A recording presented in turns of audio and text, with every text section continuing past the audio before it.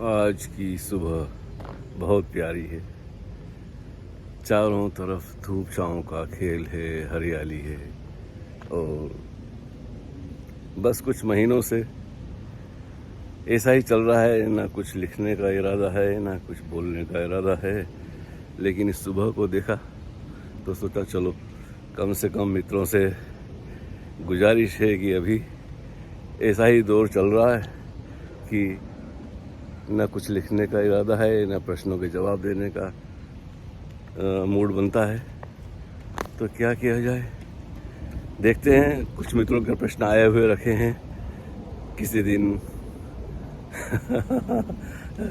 Mood बना तो ज़रूर हम बात करेंगे कि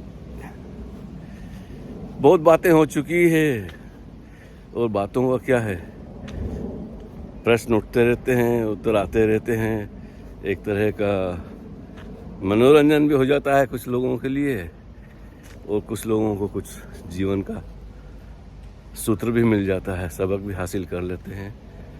तो एक ऐसा ही सहज स्फुरण हुआ था कि कुछ बरसों में लिखने में और लोगों से, मित्रों से उनके प्रश्नों के जवाब सहज आ जाते थे। तो लेकिन अब पता नहीं क्या हुआ है, जब से ये जो क्या कहना चाहिए कि जब से ये संबोधि दिवस पर जो उपद्रव हुआ था पूना में, कितने हजार मित्र आए थे पूरे भारत से भी और बाहर से भी, अमेरिका से, कहाँ से लोग आए थे। और जो व्यवहार उन्होंने किया है अमानवीय, उनके साथ जो ओशो के प्रेम में पढ़कर दीवाने होकर वहाँ उत्सव मनाने आए हैं। तो इस संस्था ने, इस ग्रुप ने जो उसे आजकल कई वर्षों से अपने कब्जे में ले रखा है, धन के लोभ में, और ओशो का जो था सारा साहित्य और जो उनकी वाणी थी मनुष्य को जगाने के लिए, पूरी मनुष्यता के लिए उन्होंने बरसों श्रम किया, मेहनत की, सुबह से लेकर रात तक न मालूम किस किस तरह की ध्यान विधियों से हमें परिचित करवाया। लेकिन बड़ा आश्चर्य होता है जब देखते हैं कि किसी ने, कुछ खास लोगों ने मिलकर उन्हें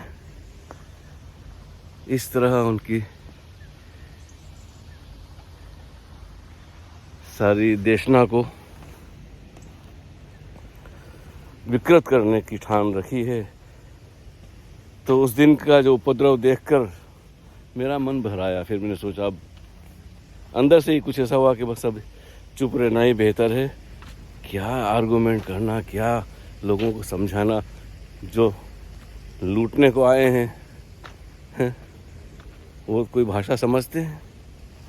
तो बस इस प्यारे सुबह को देखकर मैंने सोचा चलो कम से कम मित्रों से क्षमा ही मांग लो कि भाई अभी तो कुछ ऐसा इरादा नहीं है कि मैं कुछ बात कर सकूं।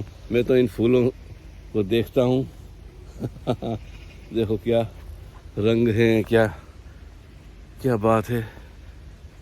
तो प्रकृति कितनी सुंदर है और चारों तरफ ये देखिए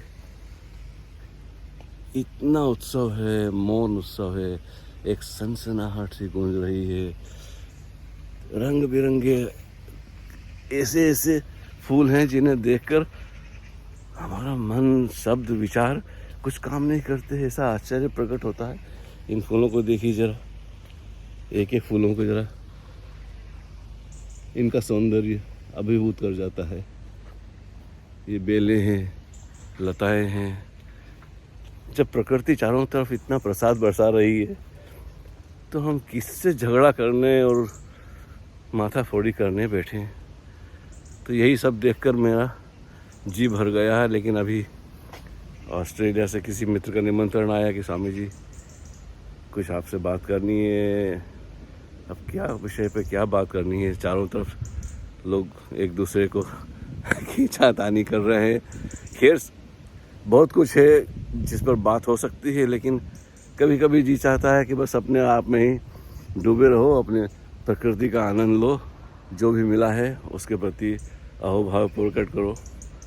तो सुबह घूमने निकला था। यही मेरा नित्य क्रम होता है, सुबह और शाम घंटे 2 घंटे में इसी पार्क में बिताता हूँ और यही मेरा आश्रम है। मेरा तो कुछ नहीं कहा, ये प्रकृति है, लेकिन जिससे कहना चाहिए कि जो ओशो ने स्वाद लगाया है प्रकृति के सानिध्य में रहने का, ये उनकी की अनुकंपा से मुझे मिल गई है। तो बस इसी में खोया रहता हूँ। तो देखूँगा, कुछ मित्रों के महत्वपूर्ण प्रश्न भी हैं, तो समय मिला और मूड बना। समय तो समय है, सोचो तो बहुत कुछ है समय में, और कहो जो समय है ही नहीं है। दोनों बातें घटती है हमारे साथ। तो ना चाहते भी फिर सोचा कि बस ठीक है, जैसा है चलने दो। लेकिन कुछ मित्रों ने कहा, स्वामी जी क्यों नहीं आप लिखते हैं, हमारे प्रश्नों के जवाब क्यों नहीं देते। तो फिर मैंने सोचा कि चलो उन मित्रों के लिए ही सही कुछ तो बोला जाए। तो आज की मुलाकात बस इतनी, मेरा ख्याल है। और प्रकृति को नमस्कार करता हूँ, जो ओशो ने हमें समझाया है कि परमात्मा का प्रकट रूप है यह प्रकृति। उसमें मनुष्य भी है, लेकिन मनुष्य इतना विकृत हो गया है कि उसने अपने सारे संबंध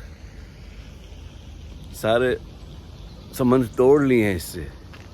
वो इनके साथ शिथिल होके, सजग होकर जीना ही नहीं चाहता। कितने युद्ध हो रहे हैं, कितनी लड़ाई झगड़े, कितनी मारकाट हो रही है चारों तरफ। यह देखकर ही दिल भर आता है मेरा। तो किसको समझाए, कौन समझाए। एक तरफ राजनीतिज्ञ है, एक तरफ धर्म है।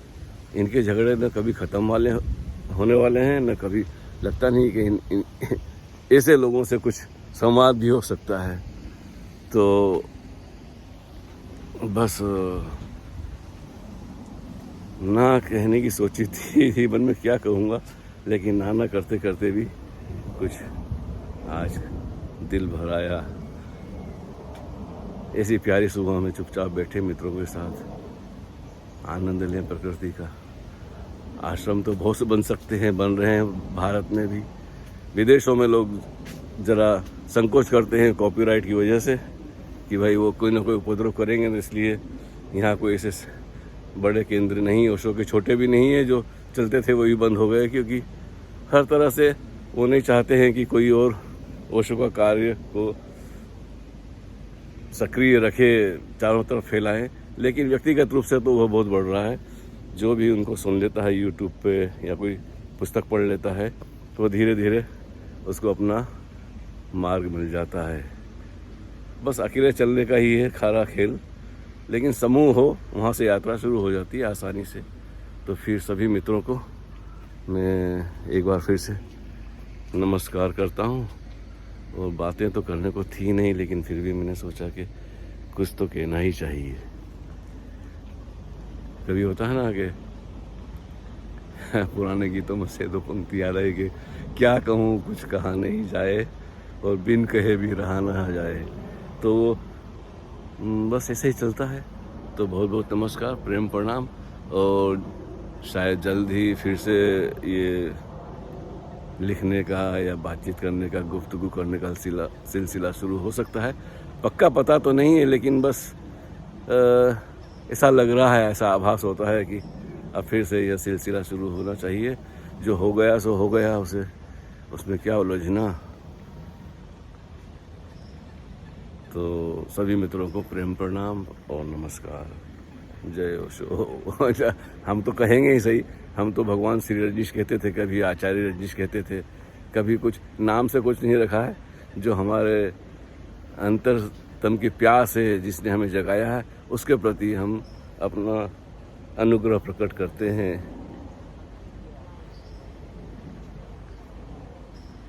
हरि ओम तत्सत।